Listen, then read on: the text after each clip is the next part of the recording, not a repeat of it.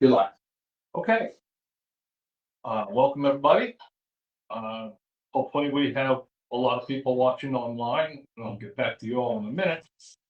We are going to start this meeting. I'm calling it to order at 7 o'clock.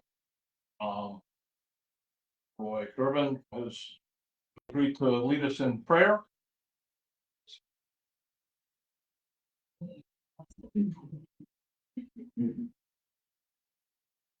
Heavenly Father, please give us your blessing and your wisdom tonight, so we may do a wonderful job for the people of this town.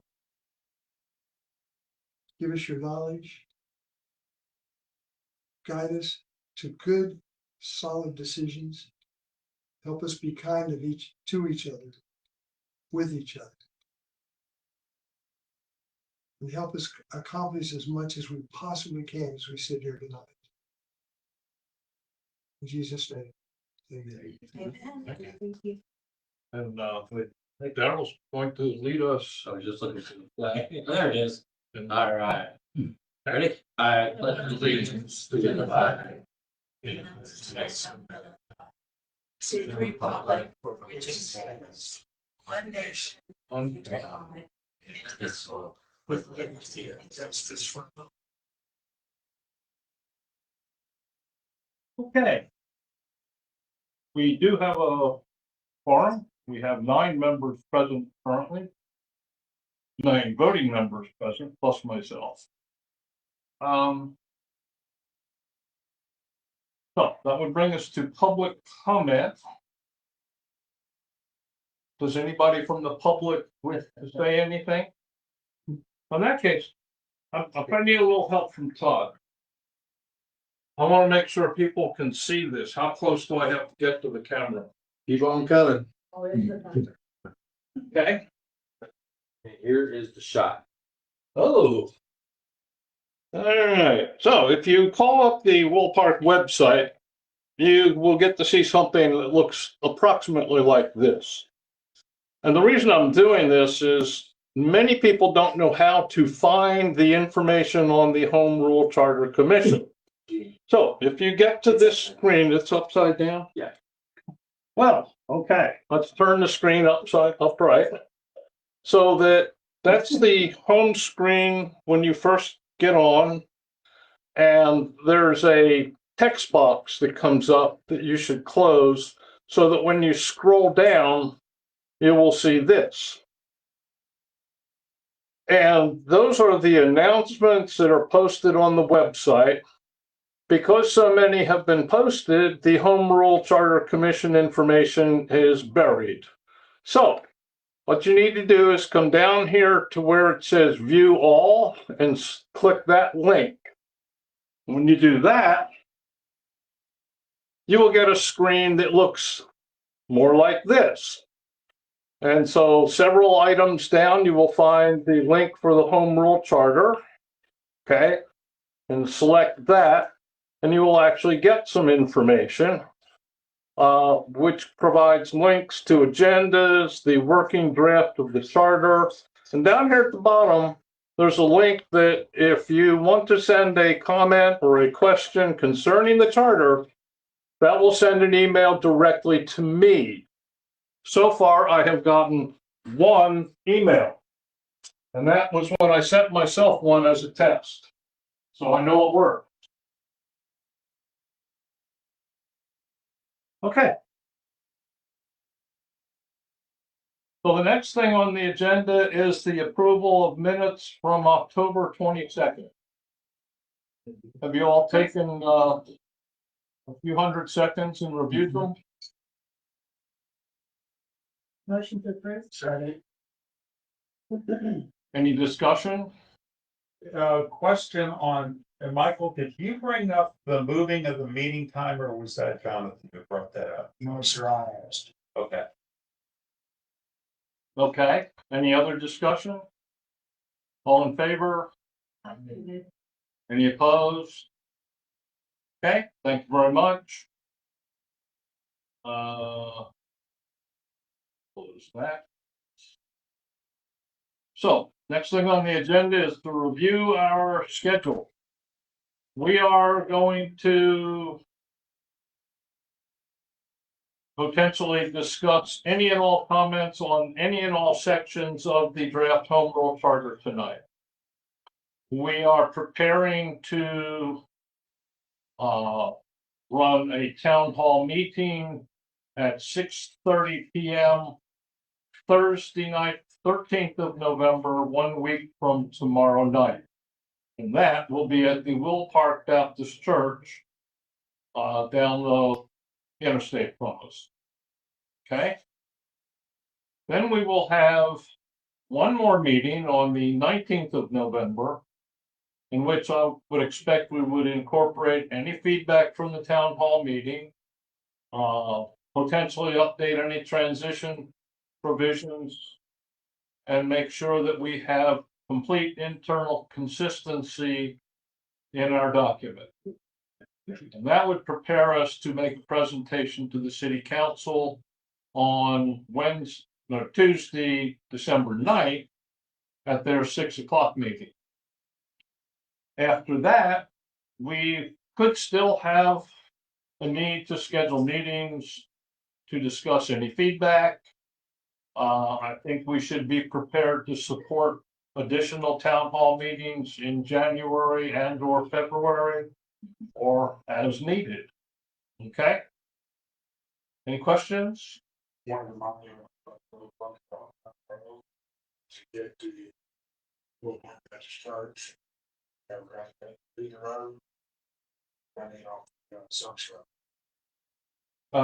closure is gonna be on Kingsgate. Oh, that's a different place. Well, Michael, you can Okay. put right there on Mary Jane or Mary Road right there and feed into the church parking lot. Yeah, you can, right there at the corner. Sure, we will. Good point. Appreciate that. Okay, When do you anticipate a vote on the committee before we present to the city council? Will that be on the 19th? Are we going to make a formal vote? Or are we just gonna take the working document we have and present that to the council? well, I hadn't considered that detail, but that's a good question. I think we should. Think everybody's opinion on the draft should be a record vote. Yes, I won't be here on the 19th. that's even, no, So I'm sorry. So we're not gonna plan to meet on December 3rd, which would align with our current pattern of meetings? TBD. We will determine that on the 19th. Okay. If we are ready to go, then we won't need that meeting, I think. Okay. But good point. After the commission reviews the current document and we incorporate any changes, before presenting it to the council, is there a legal review of it? Or does that happen after it goes to the council? I know we have representation at the meetings, but is there gonna be a thorough once over of the document from our legal? I'd say. Yes. Might be able to answer that. Yes, Yeah. absolutely. And I'll just tell you, one of the reasons I'm here is to guide y'all through some legal Right. issues and specific questions you have. But I'm gonna want at least a couple of attorneys from our office. One of them being me, the other one probably being Judy, O'Mastery is gonna take a look at it and see if she has any issues that come up. So I don't know how many meetings might be needed in either early December or early January to discuss those things, anything that we might come up with. But yes, I strongly advocate for that. So once y'all have the document that you're good with, we are gonna give it a once over, twice over. And any issues that come up, gonna want to discuss them before presenting it. That's good feedback. And I hate to make assumptions, but I guess I assumed that when the council decided to fund your presence here continuously, that the legal review was kind of incorporated ongoing. That is true. but I want to have a second set of eyes look at it. This is very important. In that case, I will, for the record, state that when following our November 19th meeting, I would like to have that legal review accomplished within maybe 10 days, so that should we need to meet on December 3rd and make adjustments, Yeah. that we would have the opportunity to do so. Mr. Chairman, if I may, I have absolutely no objection to, coming back on December 3rd. Give them the draft, give them time to look at it, then we come back and have a meeting where the attorneys can go over that document with us in the public. And then we can vote then up or down to send it to the council on the 9th. Well, I think that's a good suggestion that I will modify this agenda to incorporate that, if everybody's in agreement. We all good? Yes. Okay. Thank you. Any other comment on the agenda as we have it current? Okay. In that case, what we have to discuss is draft home rule charter. I have a couple of things, but if anyone would like to kick off discussion on any particular point, now's the time. Mr. Chairman, just to get it out of the way, last week or last meeting, we had a very long, robust conversation over setting the elections on November or May. The gentleman who espoused the November elections is currently not here. And I had fully anticipated on telling him that I have changed my position and am willing to strongly consider and maybe even approve a November election for some of the reasons that he gave, as far as most of the time there is a state election on November, no matter whether it's on year or off year.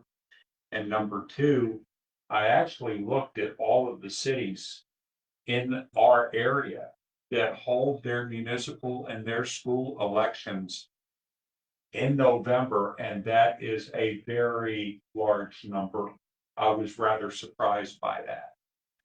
So if there is a possibility of holding an election in November, I like that idea. But then again, I know that every 4 years, we're going to have an inordinate number of people show up for a city election simply because it's a presidential election. And then every 2 years, 2 years after that, we'll have more people because it is the off year congressional and gubernatorial election. So we will have variances in city turnout. But if it means that more people may come and vote, even just because we have the constitutional amendment elections, I don't see that as a bad thing. Well, that's very interesting and noted. I think one thing that could be done to put some data behind what you just said. I typically pull the voter lists for every election, and I can get a count of how many people in Willow Park participated in each of the November elections. That's Waterville. Sure. Around the side, Oh, okay, was there a drop box? Yeah. outside. Start interrupt. No problem. Fine. But yeah, I think that we should take a look at the data on that. Good point. Thank you. Any other inputs? Will we want to go over item number 7? Steph, That's those are meeting minutes. Okay, did I miss one? no, sorry, my mistake. I mean, anything is up for discussion. I thought we were actually on 7. Yeah, that's the. Is there pre-app? Yeah, there are. Oh, okay. Well, you. Okay. Well, okay, let's, change gears.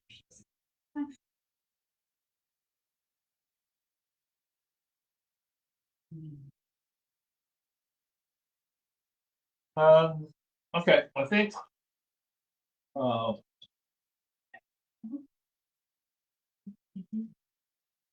Last week, or last meeting. There was, discussion on a proposal about notification for budget amendments. Okay. And I did receive this. After the public hearing, the city council may adopt the budget with or without amendment. In amending the budget, it may add or increase program amounts. There's a lot of similar language. The council must give formal notice to the public of any amendments to the budget up to 14 days before final ratification of the budget. And I think I understand the intent of that, but I have to really think about it.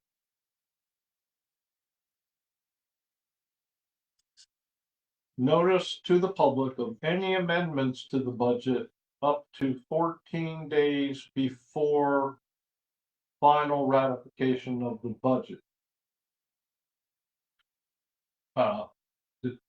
Should that be at least 14 days? So. I remember this discussion from last time, but I just want to ask. We're talking about a 14-day notice. In other words, if there are any changes to the budget, they have to be done at least 14 days before the final adoption of the budget. Or we just talked about 14 days notice for any budget amendment during the fiscal year. No, this is No, it's for- final ratification of the budget. The final This ratification. is in September. We're holding the budget hearing. And instead of council being able to change numbers in a workshop like they can do, we throw this in there to make sure that that can't happen. And I think, to your point, I think what they're talking about is not less than 14 days. Okay? Yeah. Which I think is a little clearer than up. Not less than, or at least. Yeah.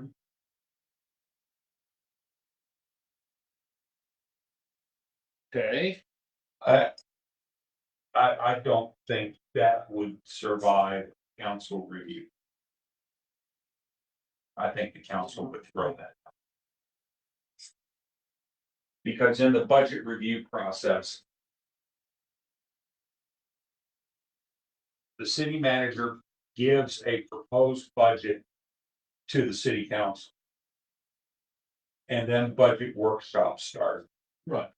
And these workshops, depending on how many meetings the council needs to go over everything, they make significant changes to the city manager's proposed budget during those workshops. Right. If we put that in here, I think there's a different point though.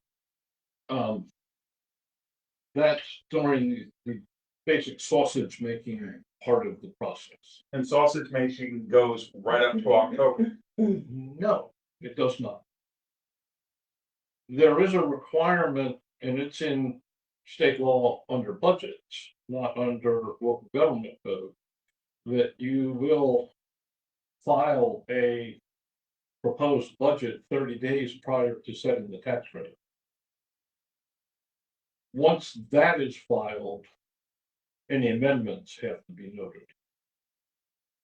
Okay, that ends the sausage making process. So the Makes sense. intent of this is to go after the sausage making process.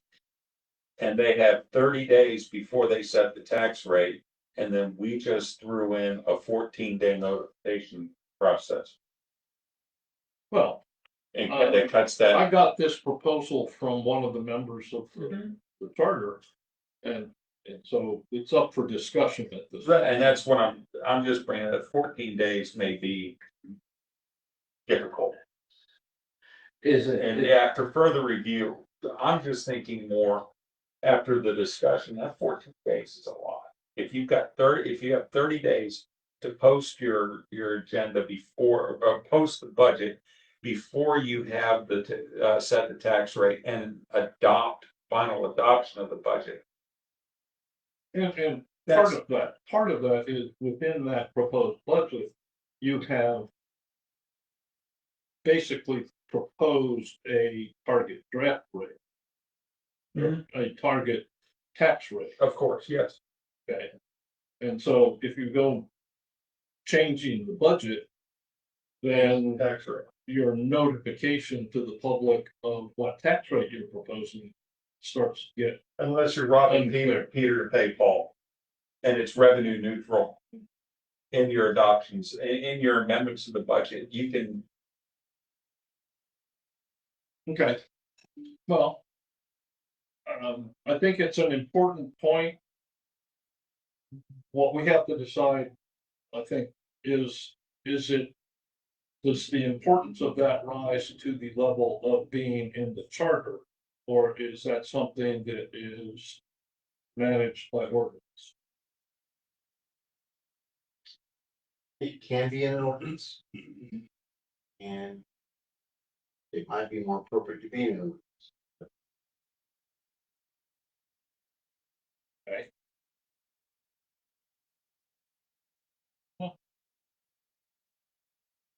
Go back to.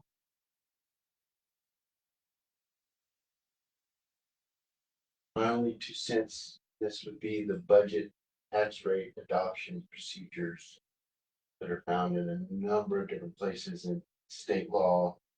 It's cumbersome and it's tedious. And every year they change it and every year they add the new little wrinkle. I don't think that this 14-day notice is that onerous, but I don't know what kind of problems that might cause. It might be a little long. And of course, we're required to have a hearing on the budget.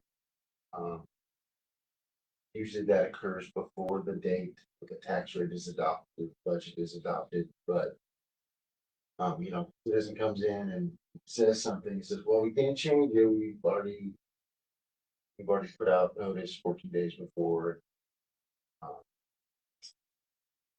So it makes essentially the public hearing. Well, the bottom line is to provide visibility, transparency to the public on the finances for the city. And again, how detailed does the charter have to be on this particular issue?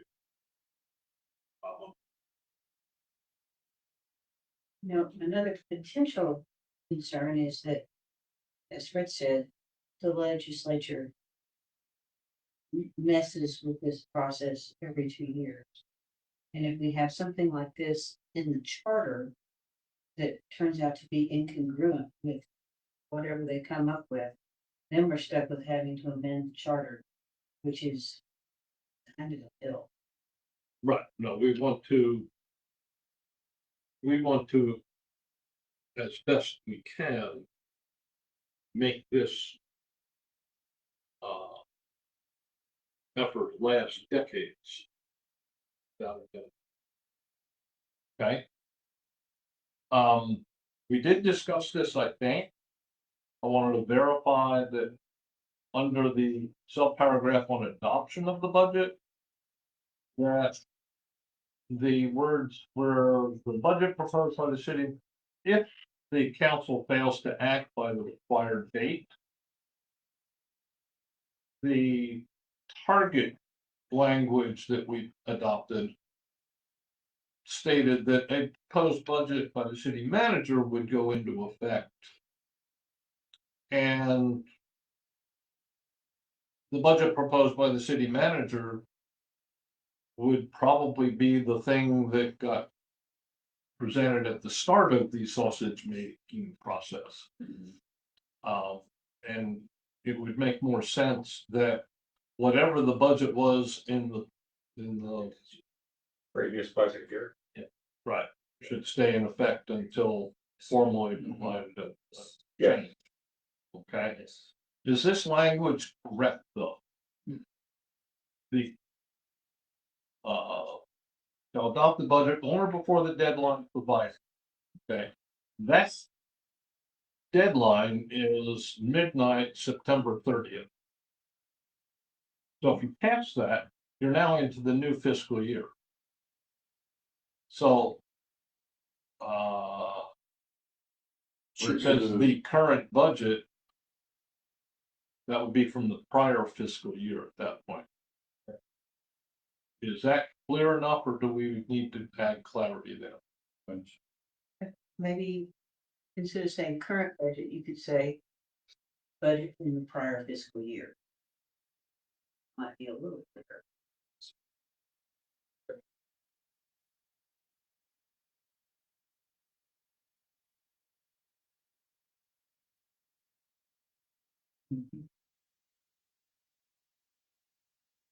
Technically, if you use the budget from the prior fiscal year, that'll actually be the year before.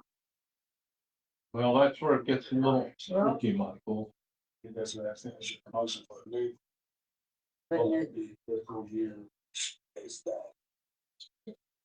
but you say in the first sentence, if you fail to adopt a budget by the deadline, September the 30th, then now October 1st is the beginning of the new year. So, you're saying, okay, you didn't do it by the 30th. Now it's October the 1st. You're in the next fiscal year. So on October 1st, the current budget is the one you don't have. You're using what is then The last year's Previous budget.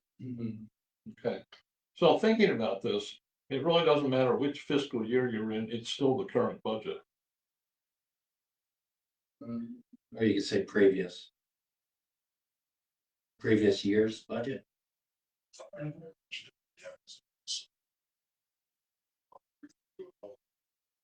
Well, I'm trying to think in the history of Little Park that I'm aware of, the failure to approve a budget for tax rate has never occurred.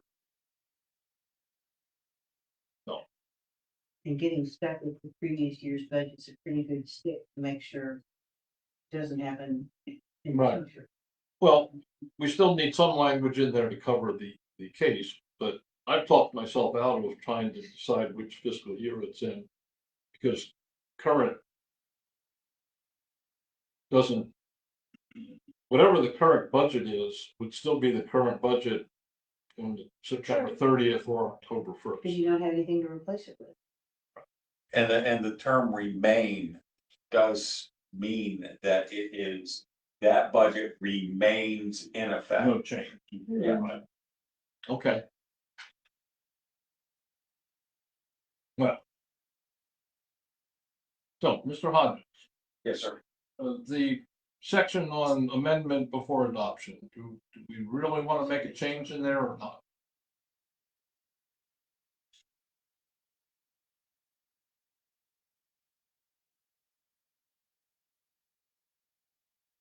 I will leave that up to the committee. Okay.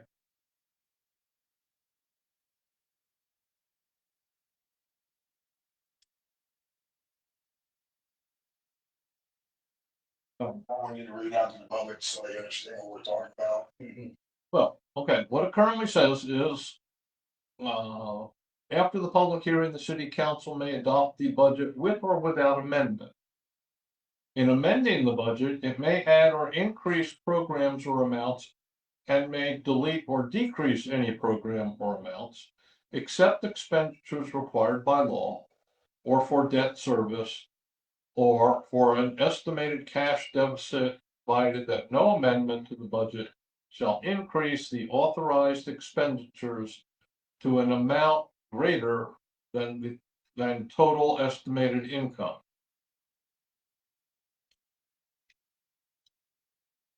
Okay.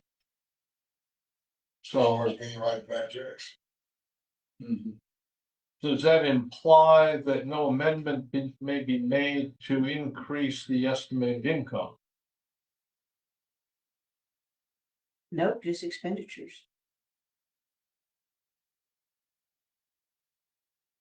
If you're amending it to increase revenue, it doesn't deal with that.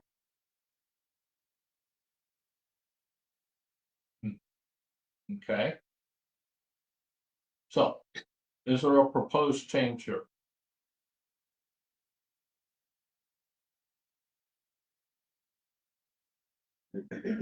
What's your opinion, Charlie?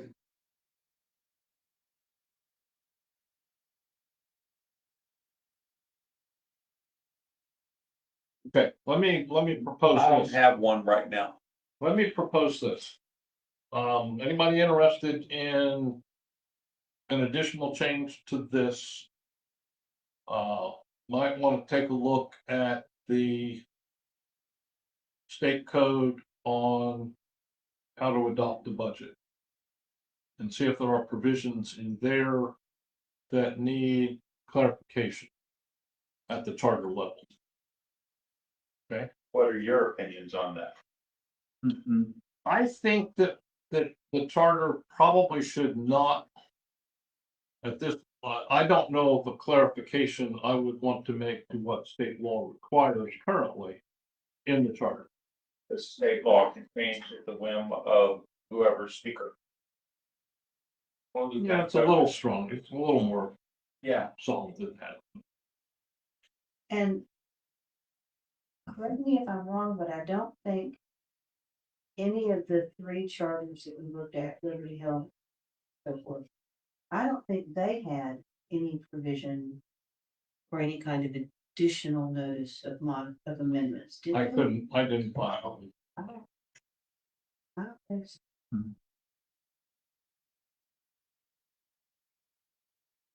that was something that Jonathan really brought up and wanted us to hit on. I took it up a little bit, but he's not here tonight. No, I really expected he would be. I mean, we can leave it active and come back on the 19th, or we can just make sure that we can put if you want to put a provision in that all activities of the city council and city staff must comply with state law. That way you have something in the charter that is malleable and can fit into whatever Austin does, either in the next session or 20 sessions down the road. I don't think we have to state in the charter that all employees and elected officials have to follow state law. I agree. I think they have to follow state law. That is true regardless, yes. Yes. So there are certain redundancies that I reject. That's fine. That's, Every once in a while, it doesn't have a bit of a bad thing. Hey, guys, you better do what you're told. I said certain redundancies, so. Okay, gonna move us on to one other little deep.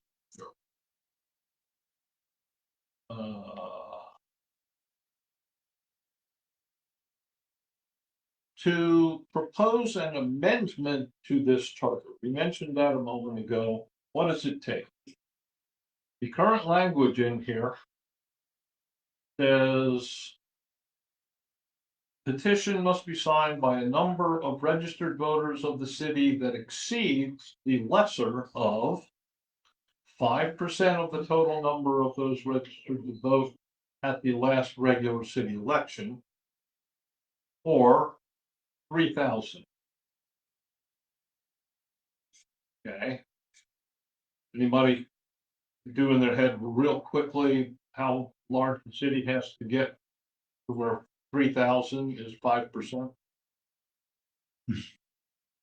60,000. Yeah. Was our population 66, 30? We currently have 4,300 registered voters. Or, yeah, this population. So at the point in time, we get to 60,000 registered voters that actually vote in an election. Oh, I'm sorry. No, that's not 5% of that. It's if 3,000 people vote in an election. Well, it'll be a while before that happens, I'm thinking. Some people say that they believe that it's being biased, running a 5% versus going by who actually voted last election. Some people say it's my right to vote or not vote. But still, I'm still a voter. Since the lady told me that she didn't agree with this. Okay, You don't understand what she's saying. well, okay. How many people voted in the last city election? Off the top of your head, real quick. 762 or something. Close to 750. Yes. So 5% of 750. It's not the number of registered voters. That's what she was making a point about. It should be for registered voters, not the new people. No. No, I'm just going, we have language here currently. And what we're talking about is this language appropriate. So 5% of 750 people who voted in the last election is what, 37? Yeah. 37 might be a little low to potentially thrash on looking at changes to the charter. That's why I'm questioning this. Yes, that's what. And you said we had what, 4,000 and what? 4,300 approximately. If I gave you a number, it could change by the end of this month. So you're talking about roughly then, just as you go up and register voters, you're talking about 1,100 people. Because isn't that about 5%? Is that right? No, Or 4,000? 4,300, 10% is 430. 430. So half of that. So So- So 215 would be 5% of the registered voters. That's not unreasonable. I think it's still low. I'm really thinking that it, Other people to get. I would go with.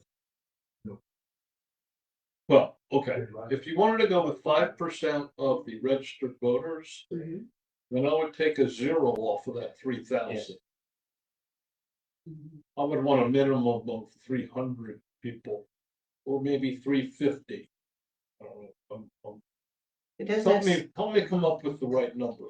doesn't say the lesser of Yes, 3,000 and whatever the other one is, 250 or whatever. right.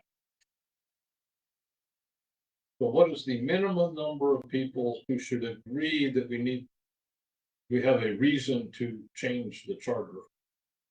We have a petition to force an election, How many registered voters do we have in the city? 4,300. 300. A lot of people have 30% registered voters. Some people drop it down 25%, but a lot of charters. 30%. There is. Okay, as far as 3,000 or 3,000.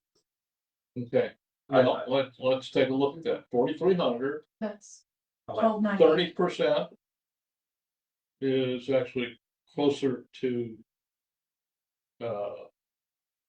1,400.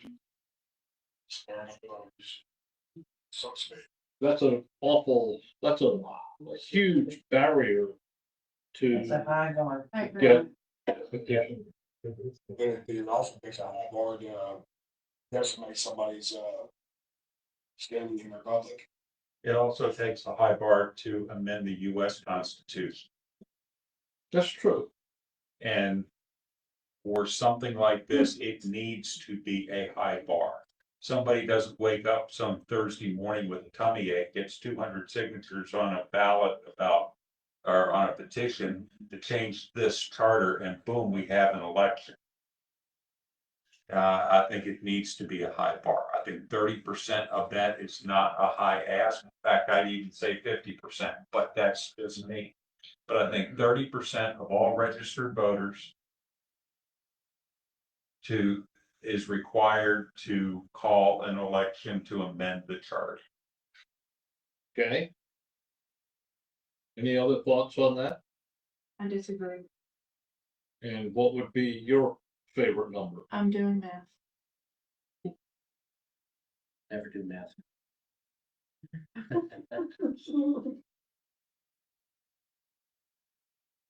15% is about 645 from 4,300.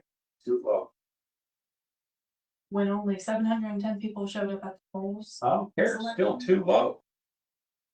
It's still too low. You take the number of people who showed up to the election and increase it by 10%, and I may think about it.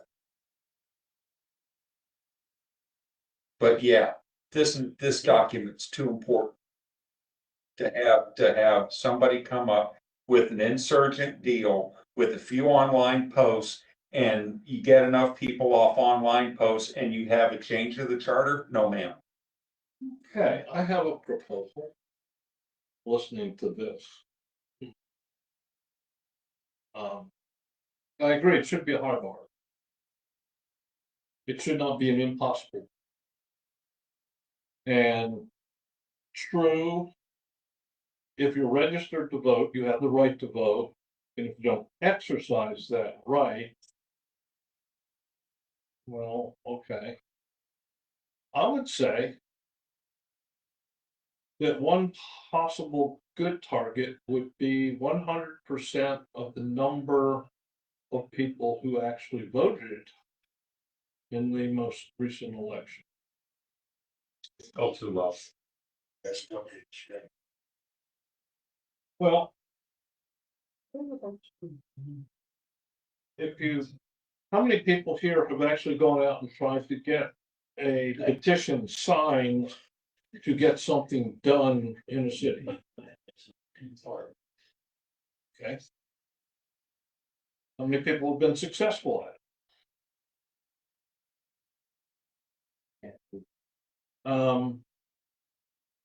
There was a rollback election circulated in 1966 here. And it took, at that time, I think the requirement was to get 350 signatures. And there were 2,000 people living in the city. I forget how many registered voters we had. That was difficult. It was not impossible. And that's why I'm thinking a fairly high bar.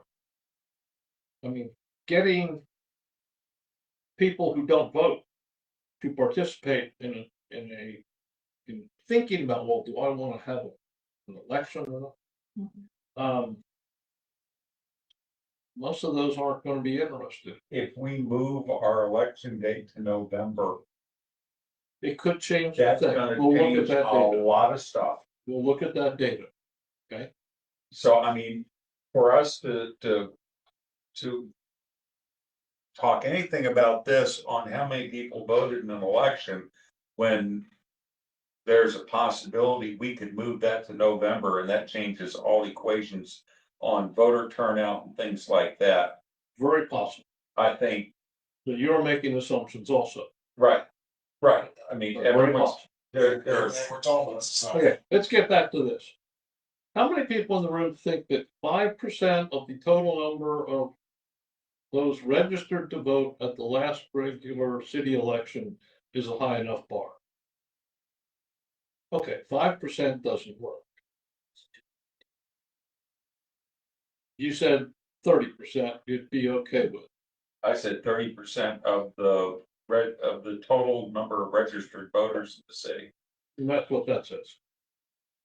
Registered to vote at the last regular city election.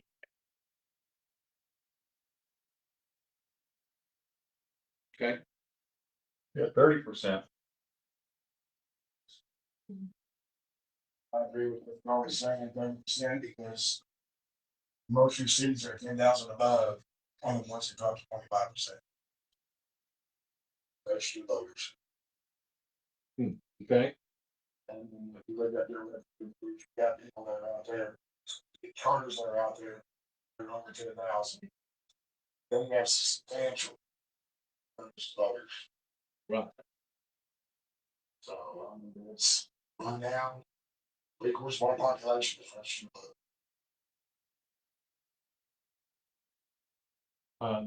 I don't know what the number, what that percentage is. Anyway, I'm gonna change this to say.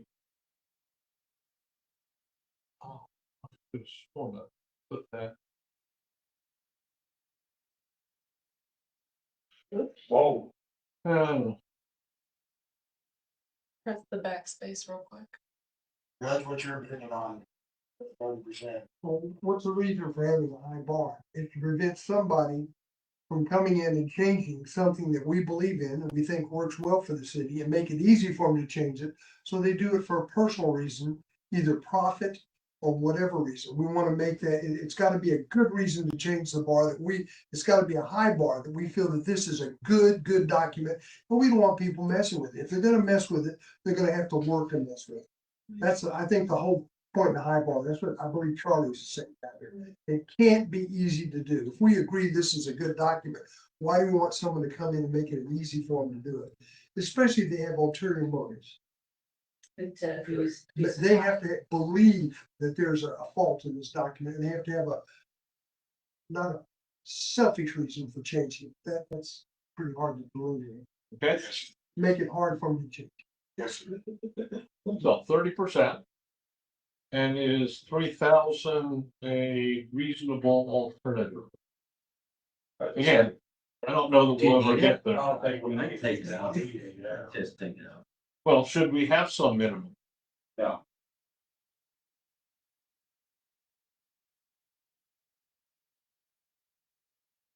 Unless you want something that kicks in once we hit 100,000 people. 30% will fluctuate on convention. Around what you do in the registered voters. We Okay, have 1,000 people vote out, and registered voters. 100%. well, Which say, said that 30% of 10,000 is 3,000. So that number that wouldn't become effective until we have 10,000 registered voters in the city. I don't know if that will ever happen. the set number should be something set. As far as. Okay. So if we leave this in, then it's a placeholder for somebody to think about if the city gets really huge. Good. What do you think, Johnny? It's left in. That 30,000 mark.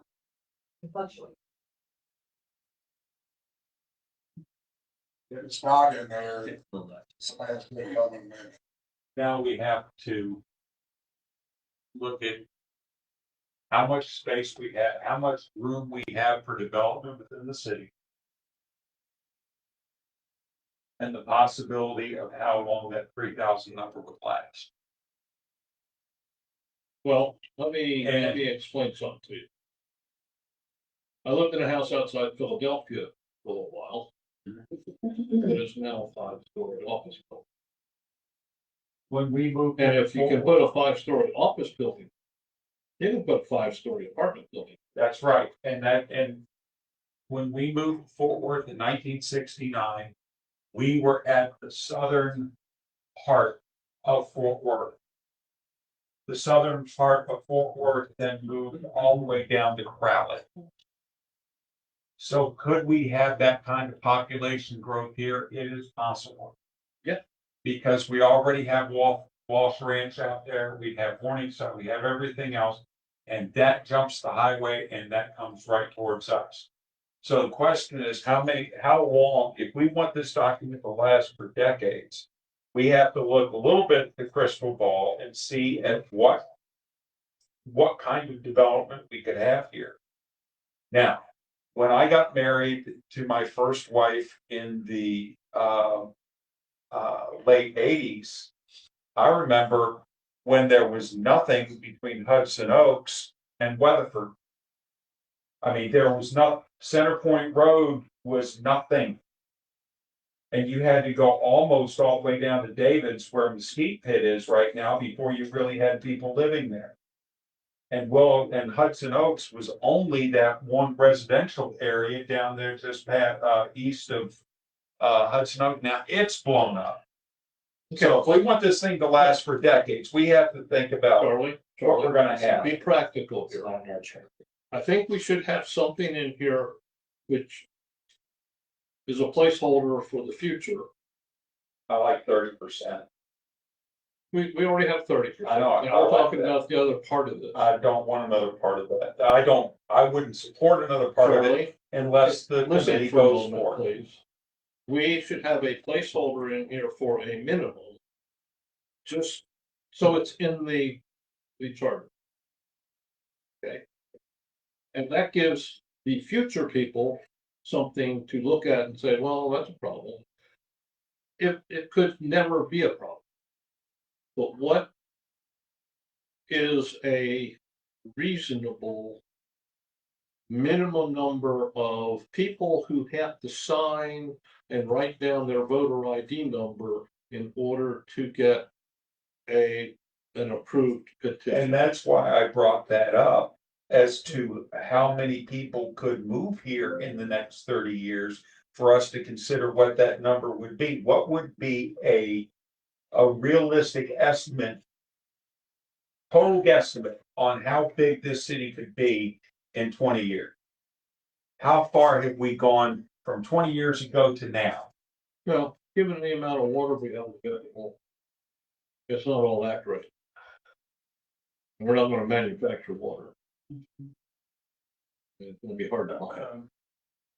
But that's a whole different subject. I'm still trying to figure out why we have to have a minimum in there. Why didn't it I say did- 30%? That's, Why don't we just leave it at 30? Leave it at Always gonna be. Okay. Yeah. So you want to Seems like- strike the I think so. or 3,000. You take out the lesser of. well, we don't need the lesser Mhm. Take out that that. exceeds There you go. bingo. 30% of the total number of those registered to vote at the last regular city election. Period.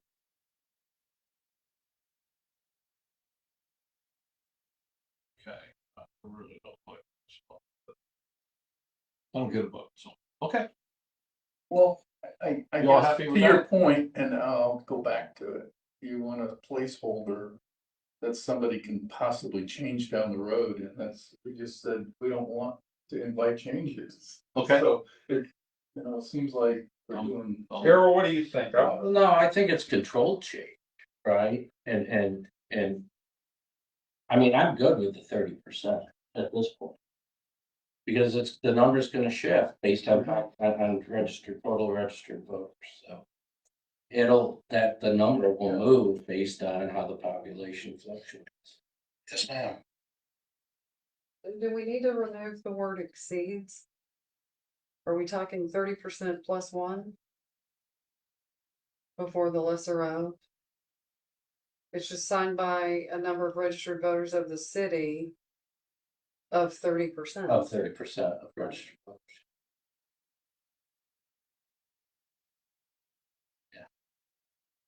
Do you really want to say that exceeds 30% minus one voter?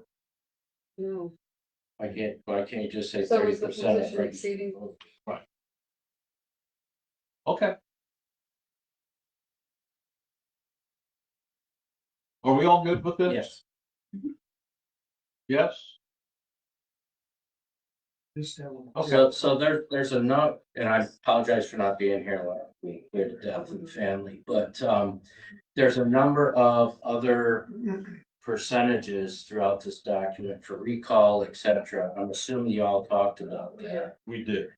Okay, and 15 is it?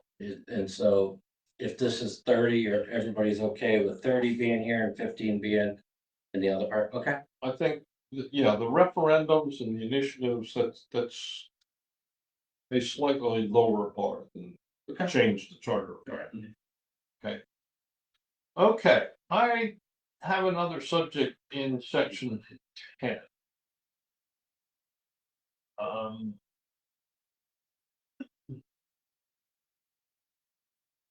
It currently states that to fill a vacancy, you basically have to call an election.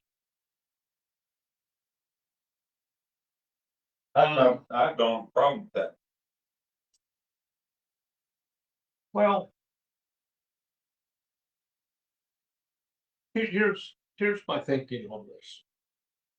And again, I've helped appoint and fill a lot of vacancies.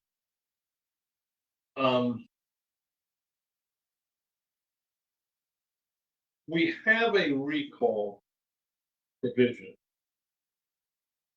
And I'm okay with the council appointing a person, but that person will be on the ballot at the next election to fill any unexpired part of the term. Okay? And that's what I would like you to consider, is allow the council to fill a vacancy. And then, and just like now, if a person is appointed and there is an extra year plus on their term, they're going to be on the ballot at the next opportunity. Period. And I think that works. If, well, currently we are targeted to set this up as elections in May, and we'll have that discussion again in a bit. Okay, Charlie. So in June, somebody resigns. Well, how often does that happen this year? Twice. Filling that position, that's most of a year before the next election. Well, that's a fairly long time. Yeah, but the recall provision, if council makes a total error, then the recall thing could initiate a quicker election. So. how many? Been a while, it's been a while. There used to be 4 clear dates that the Justice Department gave the state of Texas where we could hold elections, or you'd have to, and now it's down to 2. So it's May or November. Yes. That's it. So if, when we say the next election, are we talking about the next election date or the next municipal election, which is a year later? See, that's. So if a person quits in June, do we have the election to fill that seat coming up in November? Or do we have to wait till the next May to do it? Assuming that we have the May election date. Right. Well, the language that I came up with here, that does not take that into account. The appointment shall expire on the date of the next available regular city election. So that would put it in May, yeah. Okay, currently. Or if we change it to November, it would still Yeah, be a designated time. Yes. Right.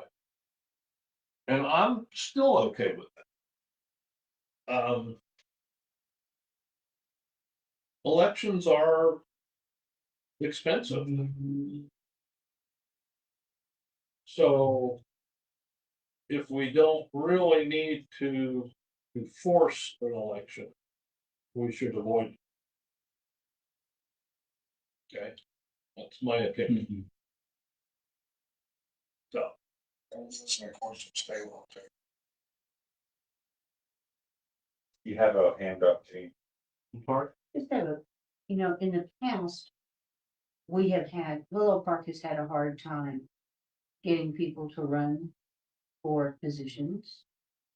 And I think if you forced an election sooner than proposed here, you know, I think you might have a very hard time coming up with someone to fill the vacancy. And I think that the appointment process, which has its issues, of course, is probably more workable than trying to force an election and go out and find someone to run for a position that suddenly is open. well, in the last 8 years,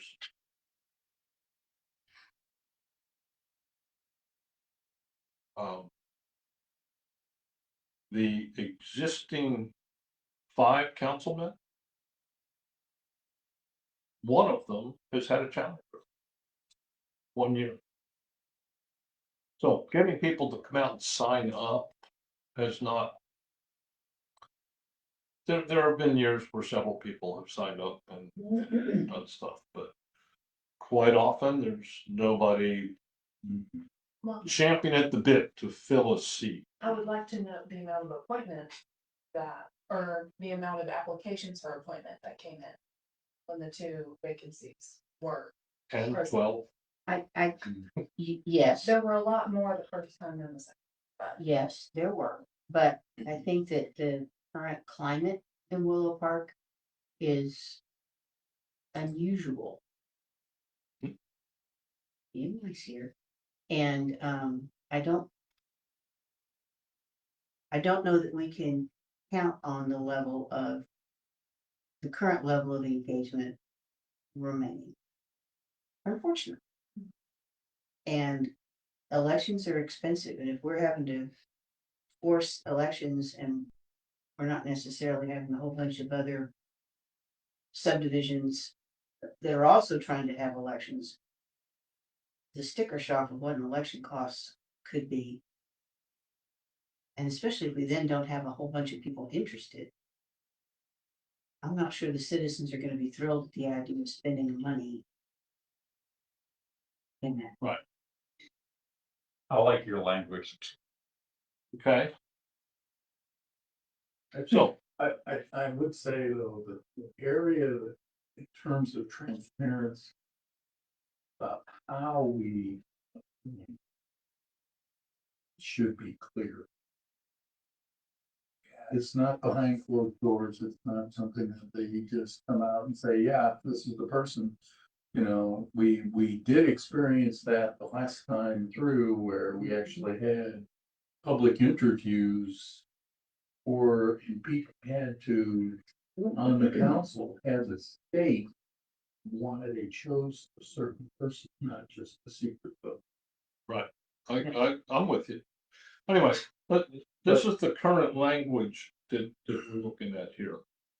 The council does have the ability to appoint a replacement. And in 309D is where it gets troublesome. City council may not fill any vacancy by appointment if more than 12 months remain in the unexpired term of the member. And so what I'm saying is, if there's more than 12 months, then that person who got appointed is going to be on the ballot to fill the remainder of that term. Well, I personally think that that's fair considering that these are 3-year terms. That's part of the point, right? So, okay. And again, just because somebody resigns and they've got more than 12 months left on their term, doesn't mean that we need a special election to fill that. I like that. I love it. I think it's wonderful. Me too. But elections are too expensive. So you have to give them the opportunity to do the dog and pony show, appoint somebody, and have to come up for election the next time that. But if they run unopposed, there's no. Well, so. Those two things. This right here. Pretty doggone those two. Okay, first we like wants to state law. Yes. I know that's the law for trustees for the college board. Okay, so is everybody good with that, replacement?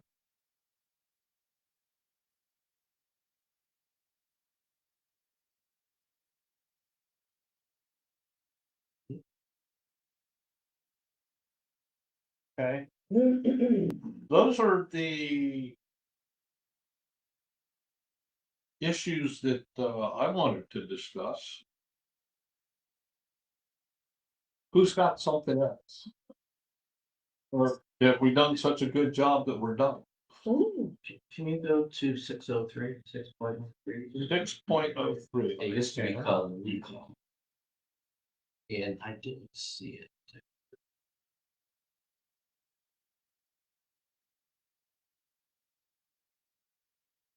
Is it 603? 603 is petition. Oh, okay, I Circulation. must have been using a Older version. Different number. yeah. So it was a paragraph under recall. For recall petition. Yeah.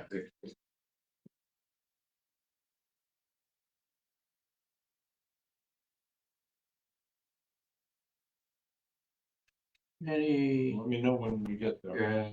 petition, well, it basically said, it just said before, it said recall, people's city reserves the power to recall any elected officer, blah, blah, blah, blah. 15%. And it had a sentence at the bottom that said council members appointed under the provision of this charter, Article 3, Section 309, are not subject to recall. And my question, if I didn't know if you struck that or not. Think we did. Okay, as long as it was struck, because my question is, you know, But why? you don't have the paragraph reference there? I do, but it's an old, 309.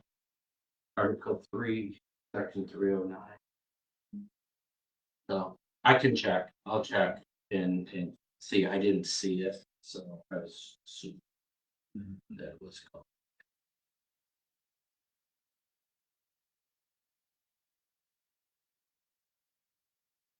Oh, you want to go back to it?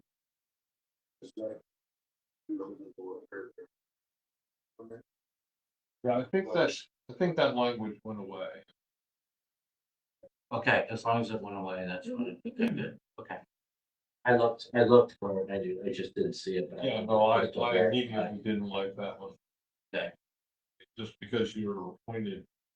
Doesn't give you a free pass. Right.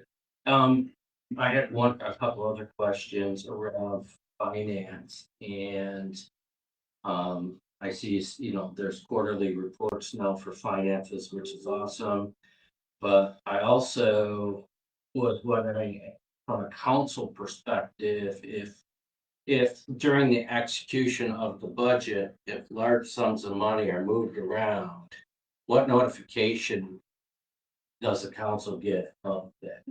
In other words, yes, you would find out about it quarterly, but should there be a notification that says, okay, I'm gonna move this big bucket over here? It's on the agenda. It's intended as a budget amendment.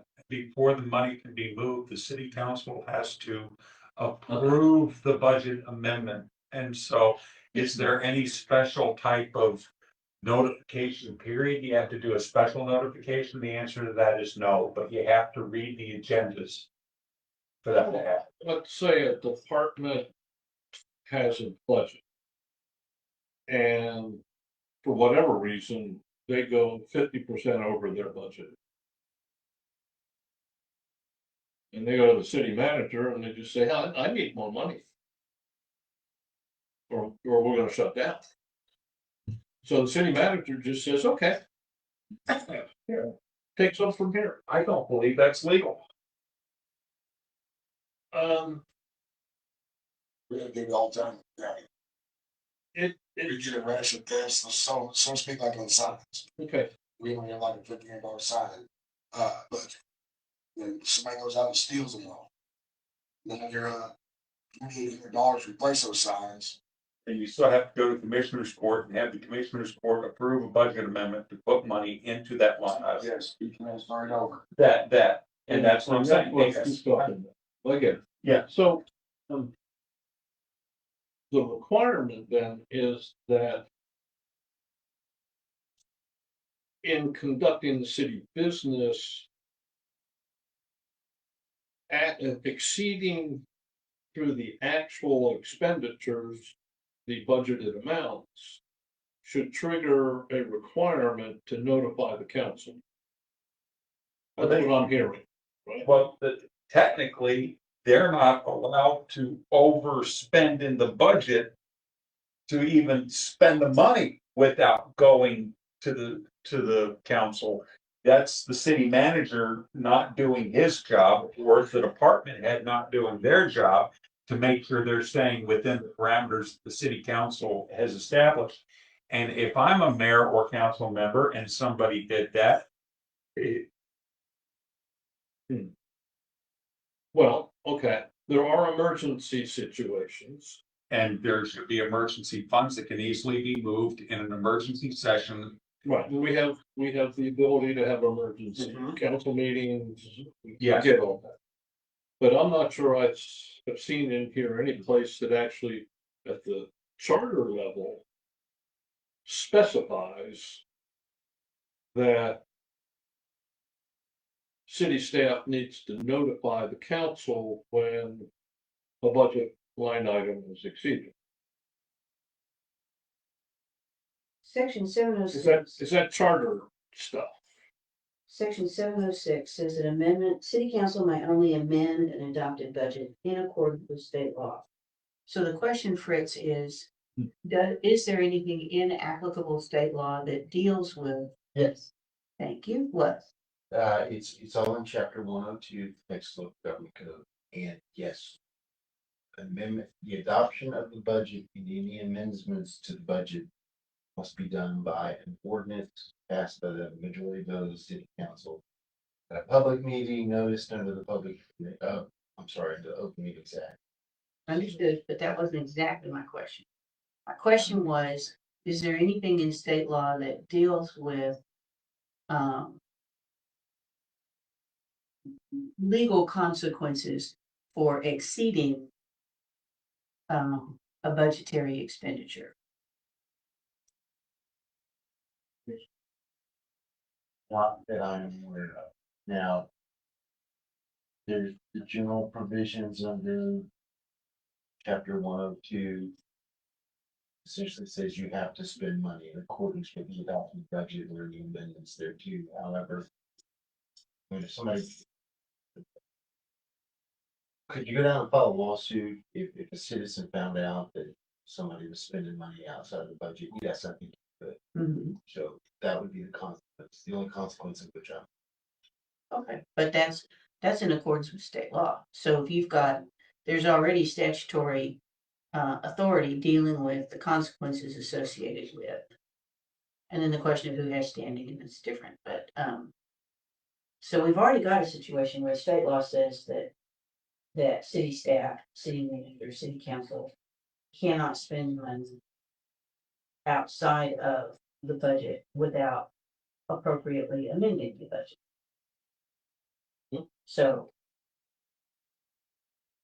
I think that covers it, doesn't it? Would that be a lawsuit, or would that be a complaint that you could make to the county attorney who can come in and do an investigation, see? So the county attorney could, that's to something called a lit quo warranto. or I think the private citizen probably file something called an ultra vires lawsuit. In other words, you're challenging the actions of a public official and they're exceeding their authority in a manner that they have discretion of that authority. And and if that, excuse me, because you just brought something up.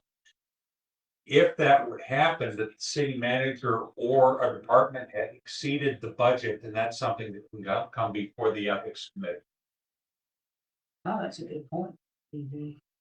Among other things. So that's another safeguard on that. Yeah, that's a good point. I'm glad I figured that out. And of course, the biggest safeguard is the city manager, somebody spending outside on the budget. And the city manager condones it, then he can be fired, because he's got twice annual review.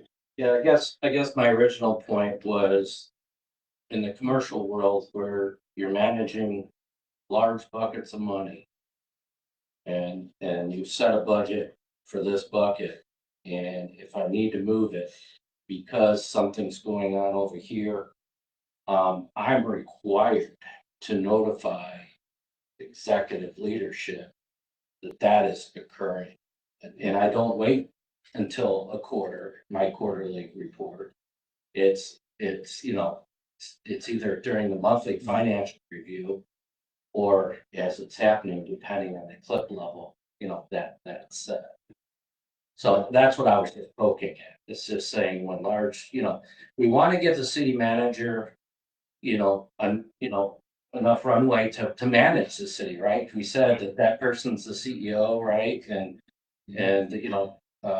so I just was curious from a financial standpoint if there's anything needed relative to, notifying the council, if big buckets are being moved. Wasn't that quarterly report you made reference to, wasn't that put in as a quarterly report that comes to the public? And that's a public thing that we release to the citizens. What happens within a budget item, that's really macro, and that's something that they keep tabs on all the time. As a finance director. Right. If most cities I've worked in, if we started having problems with budget items and people going over, the finance director would come down on it like a ton of bricks. And I'm not necessarily saying that anybody's going over, it's just maybe unforeseen circumstances occur, right? So if I factored in 10% extra because of things that, we didn't plan, but it went over significantly and I've got to move things around, there is some, processes that, I'll say in the commercial world have to be followed to notify. And the city, if you're a fair amount, Right. they don't burn you. Wow.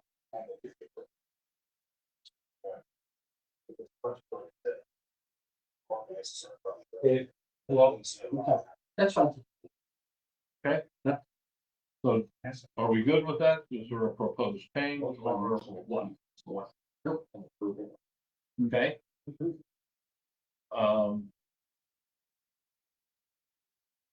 So one other thought here. Under Article 10, and this is in the transition area. We have 10.05, continuity of operations. Existing ordinances, all existing ordinances, resolutions, and regulations shall remain in effect until amended or repealed in accordance with this charter. Okay. But we are going to have a review of the municipal code, which recent events have indicated needs to happen no matter what. So ordinances, resolutions, and regulations requiring amendment or repeal shall be addressed within some number of months after adoption of this charter? Do we want to put a time limit on that? That was mine. I mean, because of recent council meetings and things, it appears that there are some things that haven't been kept current.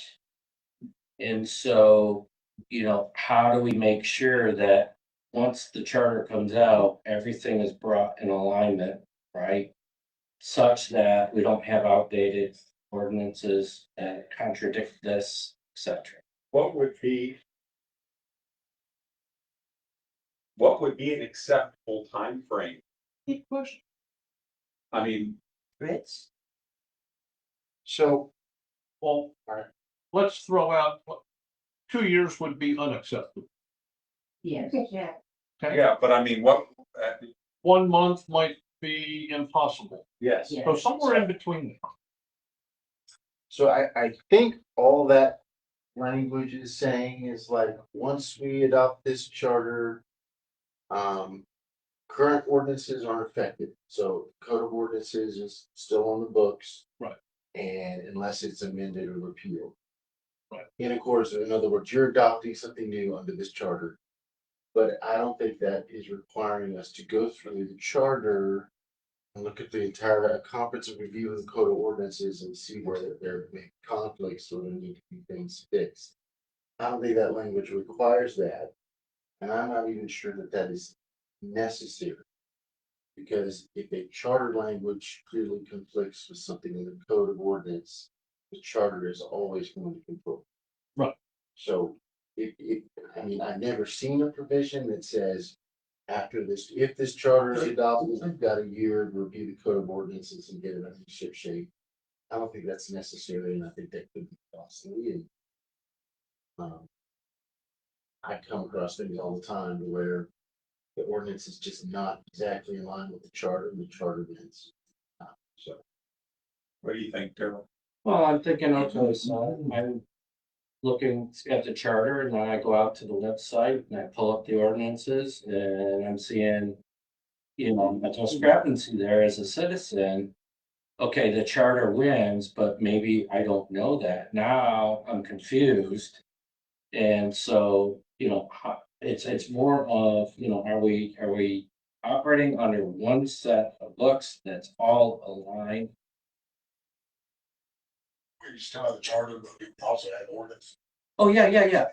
But I'm just saying things that are out of step with each other. That's all I'm saying. Would it be too much to ask this commission to do a review of the ordinances to go with the charter that we've just installed? And is that sort of outside our league? It is. it is outside your league, and I think that's gonna take a lot more time than you think it's gonna take.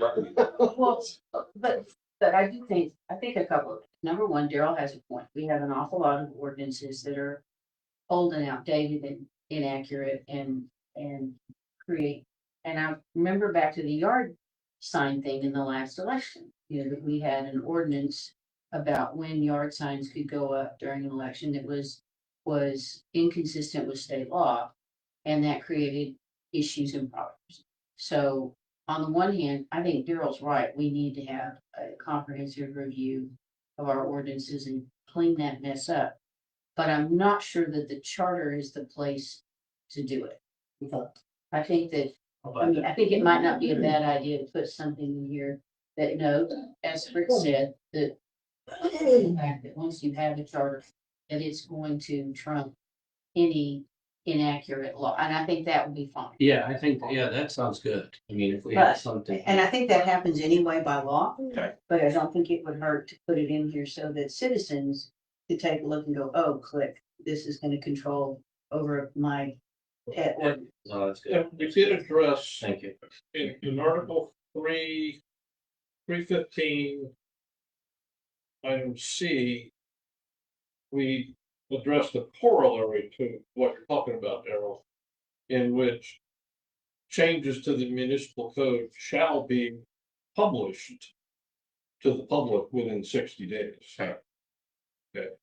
So there's not a long term of what you said, multiple books.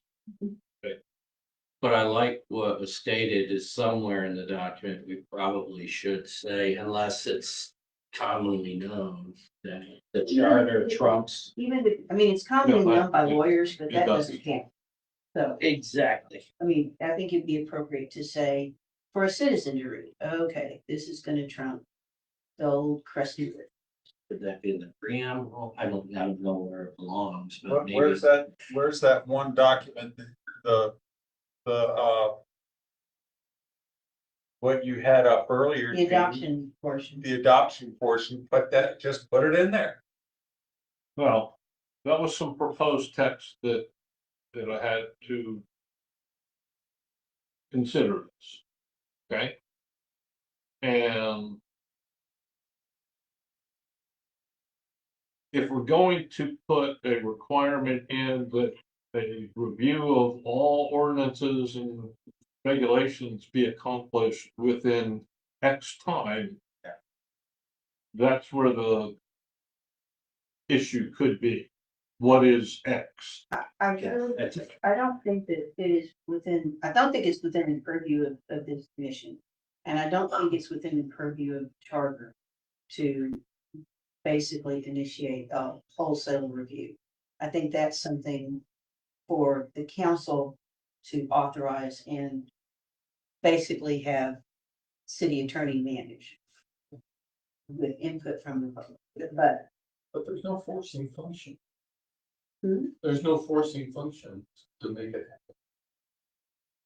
So 5 years from now, you're still gonna have the same set of ordinances. unless you basically make a big stink about it in the next election. Well, a forcing function could be to put in, at this point, a requirement that the city council initiate a review without mandating an endpoint. Yeah, that's. Keep in mind, Makes it it's their very expensive. responsibility. Right. That's probably maybe the best you could do, but. Well, But otherwise, if you don't say anything, I think you're just stuck with the same ordinances 5 years from now. Defining what the X in how many months is problematic. And I understand the idea of doing this stuff during an election, but nobody gets down to that level. I don't know, we had some pretty granular issues that kind of popped up during this election that got pretty, Yeah, well, I mean, somebody would have to sit down and review them, figure out which roads. no, not for particular ordinances, but suggesting that that was something that should be an item for the council to address. Hey, oh, yeah, I think so. But I'm just not sure that's an appropriate thing for this chart. But, maybe I guess to say that you say that the city council shall initiate an analysis, but you don't really want them just looking at it from the standpoint of, does it conflict with the charter? You also want to look at it and say, does this make Harmonize with sense? everything else, yeah. Is this something? And Fritz is right. I imagine it would be expensive. And we've probably got a whole bunch of old crusty stuff that nobody even knows is out there. I bet you we're gonna be well within six. Well into 6 figures. Trying to do ordinances. Am I wrong, friends? Much shoot. That's probably want to review ordinances. And A comprehensive review of every chapter of the code. ordinance. That's most of the city's ordinances are collected in that code. Yes, sir. It would be. Yeah. It would be $30,000-$50,000. Please. That's Probably. 50,000? That's money well spent. I think that's money well spent as far as I'm concerned. really bad. Let's ask it. So while y'all been talking, I've been typing. There shall be in there. It's gonna be. Say, hey, council, How about council is responsible, Yeah. not just shall initiate? Ordinances are made to be general effect, so. Right. Oh, that's correct. Question on the ordinance, and you live in your city, you're gonna find out what the ordinance is. And this is Responsible. only, To what? To start a review? To, No. To Ensure, yeah. existing ordinances, resolutions and regulations comply with it, with this charter. but is that all you want them to do? You don't want them just to look at something that's compliant with the charter. We want them to. You want them to do more than that. You want them to actually clean it up. State and county laws. Well, if it's not compliant with state and county law, then it's, you know, then Oh, that's right. there's a get out of jail free card on that one. But, you know, you do. The question is, do we think it's important to take a look at our ordinances? But Our regulations is- do we do that in the charter, or do we do that in preamble? Where we strongly suggest that the council do that. I don't know, I think that it's their responsibility, can't just suggest. It doesn't ensure anything is gonna happen.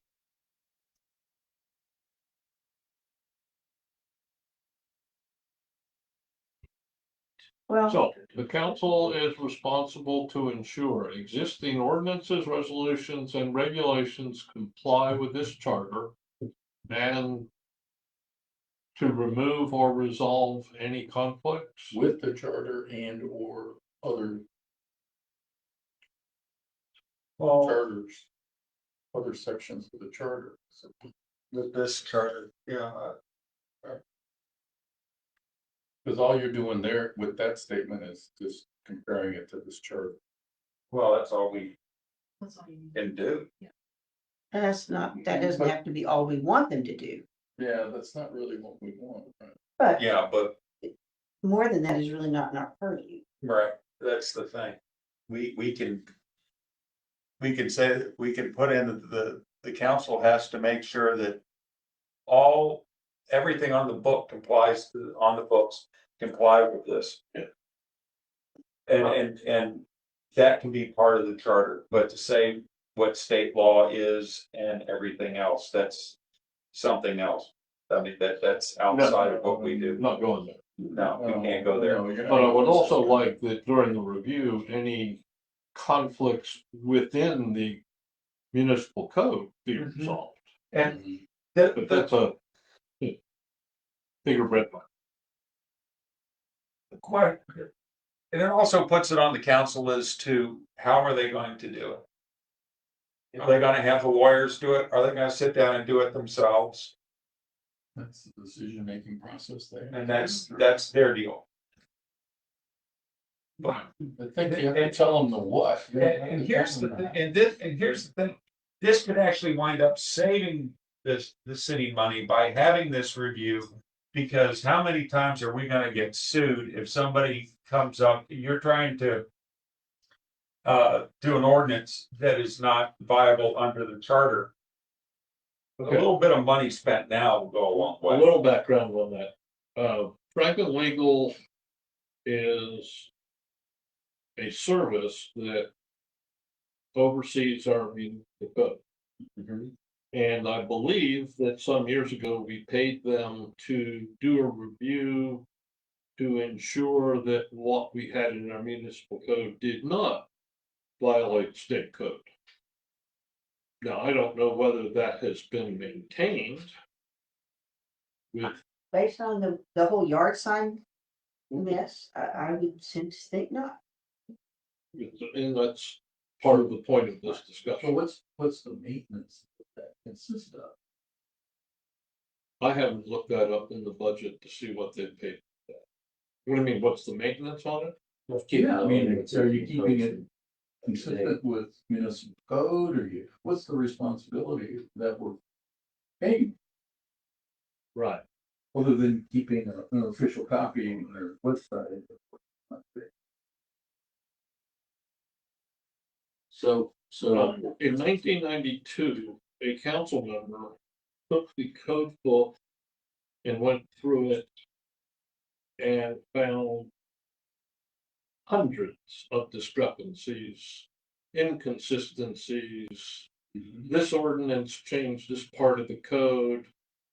And then this ordinance, after that changed the preceding language of that change. And then another ordinance changed that language. And so trying to figure out which one was the right thing, it took about 8 months to go through that.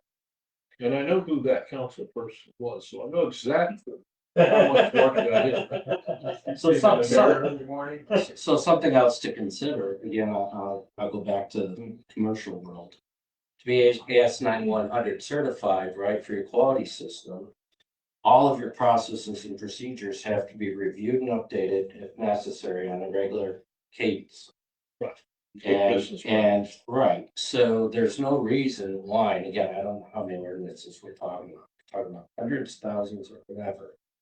But you can also put them on a 3-year review cycle that says X, these are reviewed this year, these next year. So there, it's pretty easy to dwindle this giant problem down into bite-sized chunks that via the process will ensure that at least they're within a couple years. Yeah, and that would be a great point to put in another part of the charter. This is just for transition. Right. Yeah, no, I get you. But I have no problem with putting in charter a regular review of the ordinances and the regulations to make sure that they comply, that there's no ambiguity or conflict within the ordinances. Sir. And or are they even necessary? Some of They may be outdated. Every chapter of the code gets reviewed on a 3-year cycle. Okay. Yeah. No, that's chapters of the code that get reviewed. That's not to say, that's not a review of the city of Willow Park's ordinances.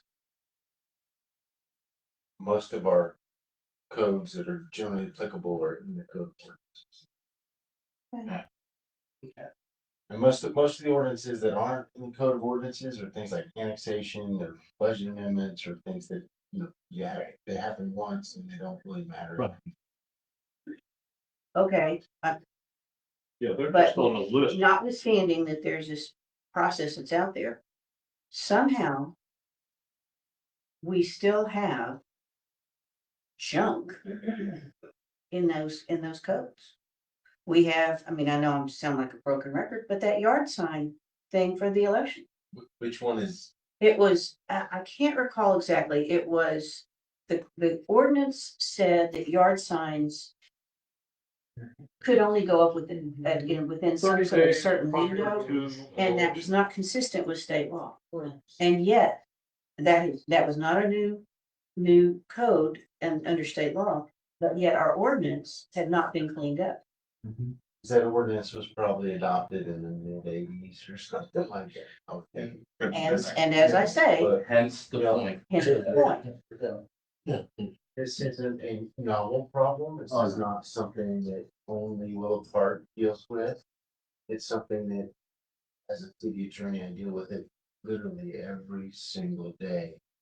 And if you want to put a formal review process or encourage that, that's okay, but I guess that's my next question, which is something that a scheduled review process to review, not just for being consistent with charter, but being consistent with state law, internal consistencies, et cetera, et cetera. Is that a normal feature in a charter? And if it is a normal feature in a charter, what is a normal enforcement process to make sure that it actually happens? Well, it's a little complicated. couple of things. Mhm. What we've put in here now is a requirement that the books be kept current within 60 days. Okay, Mhm. if we get a review and it's made all internal and consistent with no conflicts, and then from that point, we proceed to keep things current, the problem is minimized, except when the state makes changes that cause an interference. Right. And we pay dues to TML, who should be providing the cities a service back that, hey, you ought to go look at this or this and this, okay? That's an ideal process. Right. I don't know that it exactly works that way, but that's the way it's supposed to work.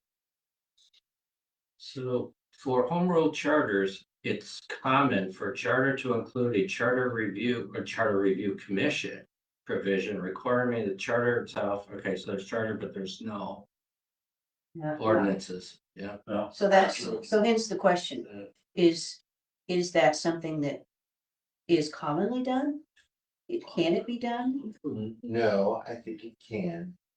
Okay. I will just tell you that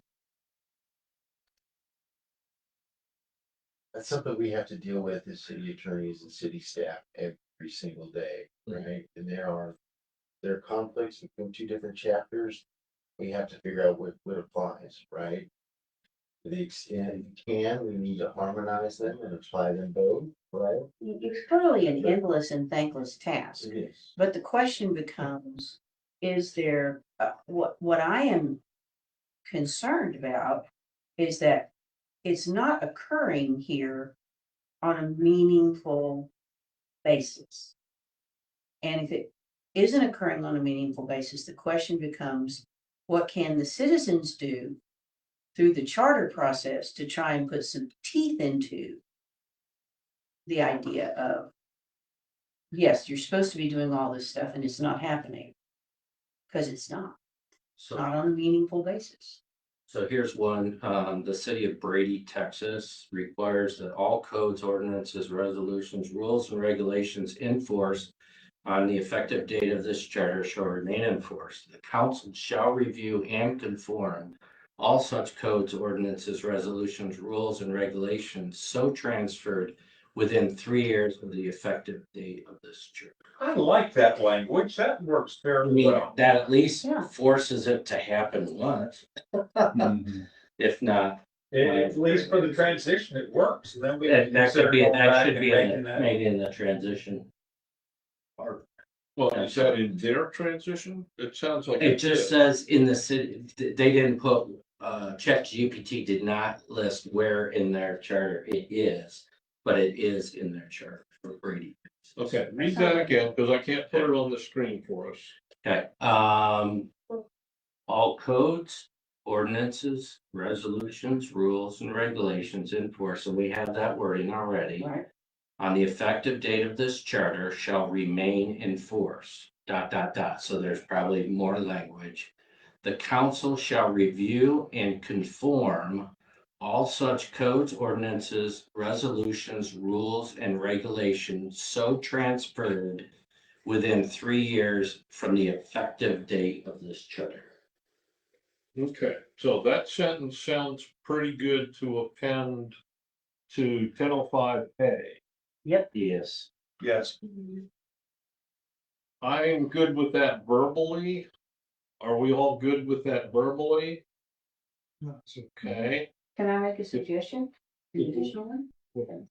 if you would send me that I will. text and find the contextual text with it, to find out what the word transfer means. Yeah, 'cause I read Brady, and I don't remember seeing that in there. Under charter. So, but given the ability to explain that one word, I will adopt that in, and that will be part of what we present and available at the town hall meeting. Okay, Carol? I think two things we might consider after that language and add something along the lines of and thereafter conduct similar reviews every 3 years. We've gotten past the transition part of. Well, that's true. You're right. That wouldn't be in this one. That's a good point.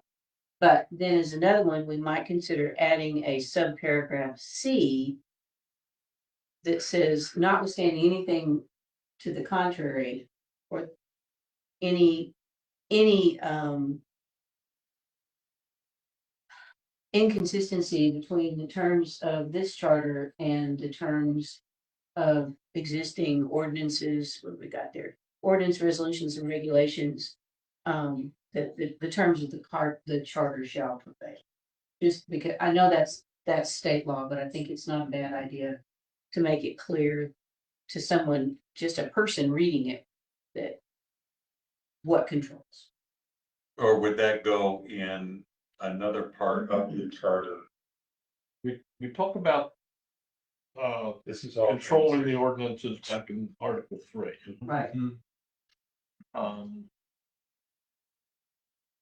And we're about to run out of time. Or is it Charter 3? By the way. Preamble's fine. But just something in there saying. I would love to see those texts to address that, I'll draft something and send it to you. okay?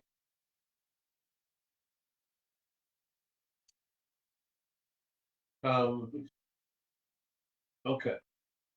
We are about to hit our time limit.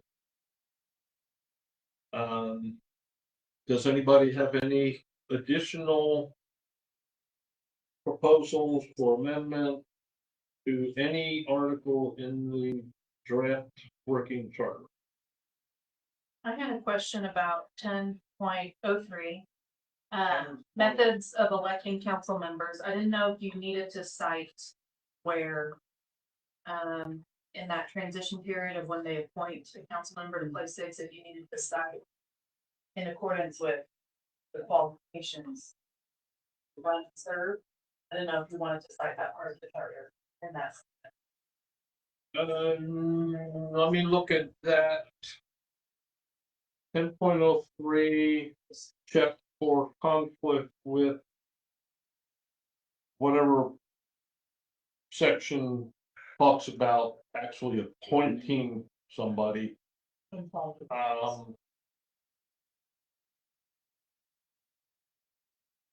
Since another section just defines how you can appoint somebody, I think that section states Okay. must meet the qualifications in the other article. Okay. I think that's already there. Sure. Okay. Anything else? The word transferred in this context refers to existing laws and regulation being carried over or adopted by reference from the city's previous legal framework to the home rule city. So it's, what that means is basically just it's carrying it over. And we have that in there. Well, send that to me, please. I got it. And I'll look and see if any word chiseling might need to occur to make that run smoother. Okay, so the next agenda item talks about inputs for the town hall meeting for a week from tomorrow night, 6:30 at the Royal Park Baptist Church. Is everybody available to attend? It is not required. I do recall that I think I fielded 23 questions. Show of hands, who's going to volunteer to answer questions this time? Besides Charlotte? Okay, we will. Never rotate. I think we should have a rotating There you go. approach. Okay. Are there any suggestions for things we didn't do in the first town hall that we should do in this town? you may want to consider if you've got new people there, just briefly going over, what's the difference between a home rule city and you have one slide that's a comparison. I think. Sure, you can do a quick Okay. review Yeah. if you weren't here. Good point. for the first- Right. or the first time. And truly, I hope we have Significant. 100 or so more people there. Mm. We'll see. And I do hope. we have clarity on what the council's role in this review? The council has been invited by me personally, individually, and collectively to act as citizens of the city and provide comment or input. Totally. Just like anybody else. Okay. The question is, because I think we've been toying around this idea, when we present this to them, can they vote it down? And say we can't put it up for a vote? Is Yep. that clear? Yep. Somewhere? And Yes. where is that written? I thought we talked about that, and I thought, Gene, that Do we have that an answer? they can't vote it down, right? Because it's going to the public, correct? Okay. They can't change it. Now, if y'all wanted to informally, look at it, their input, before you present it. Fine, Post it online. but chapter 9 says, the charter commission, when they're done with what they're doing, they present it, and the city shall call the election. So Okay, I'll check on that, but that's. Yeah, that's what we talked We about just- last time. all right. As long as it's clear, I Right. think that. No, we want it to- is. Yeah, and we want to be collaborative and take feedback from the council and the citizens and everything, and if we need to make some tweaks, then. I explicitly invited their comments at the start of the last council meeting. Yeah, I guess the one question, I guess was reported in the press is not being adequately answered was regarding, what if we don't want this to come up for an election? Sorry, I'm not following. The person asked, what if we don't want this to come up for an This was a voter. election? Or a comment, a person that commented. just don't vote for Well, we didn't answer the question. I think this, Well, Oh. if chapter 9 says the council shall call an election, when the charter is presented to the city council, then that blatantly says cannot bypass. I totally agree with everything you're saying. All I'm saying is that it was reported in the press that we did not answer that. So it left the public with the thought that we didn't respond. Whether or not that's Well- true or not, I don't know, because I don't remember the question. I just read about it. Yeah. David, to be clear, I am not And you're responsible for or able to correct failures in any of the local press to accurately report what goes on in Willow Park. Thank you. There's not. You're Yeah, not. that's all I'm saying. Is perception of reality. I think we made Well, it clear that's a though. potential problem, but we can't do anything about that. Freedom of the press is Was it a question that was a asked? very important element. I was in the military. And I can't say anything that would take that right away from anybody.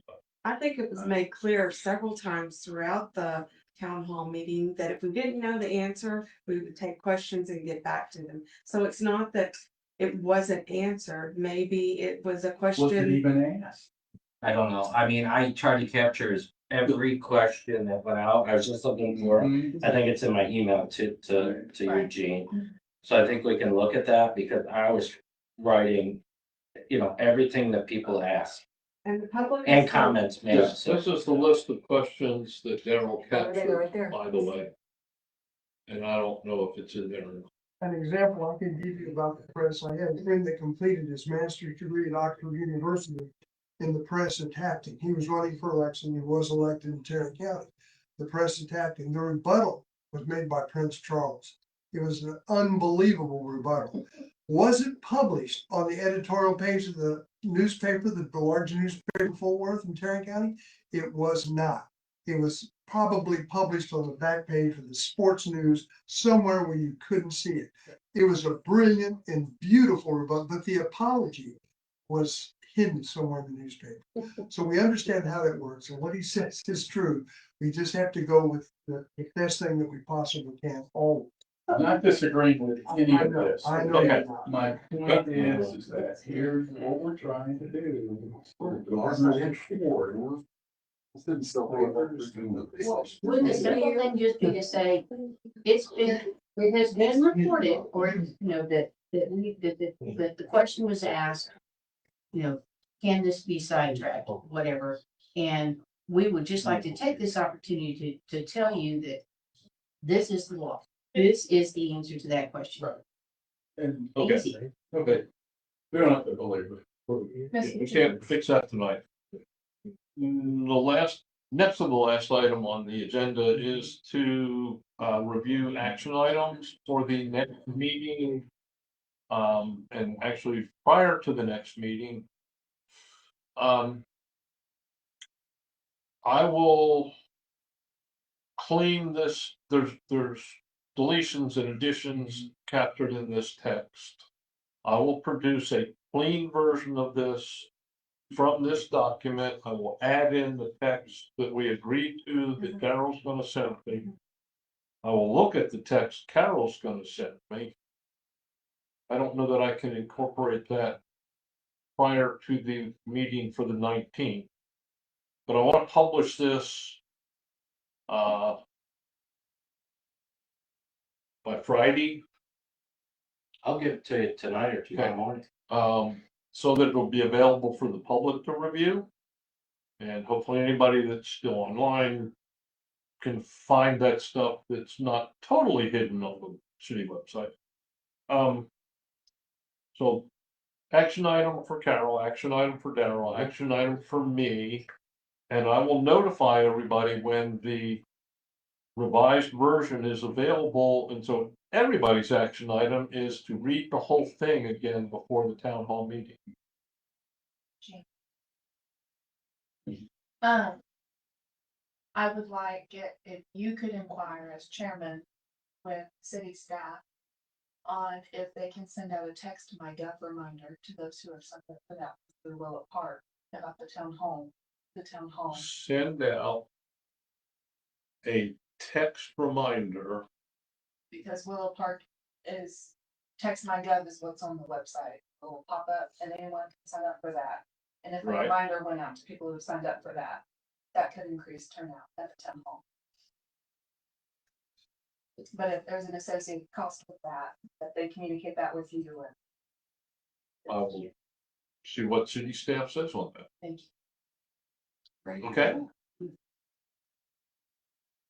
So the last item on the agenda is adjourned. So does anybody have any input before we hit that? Yes, I make a motion to adjourn. Second. There you go. I don't think that one requires a vote. The Prince did qualify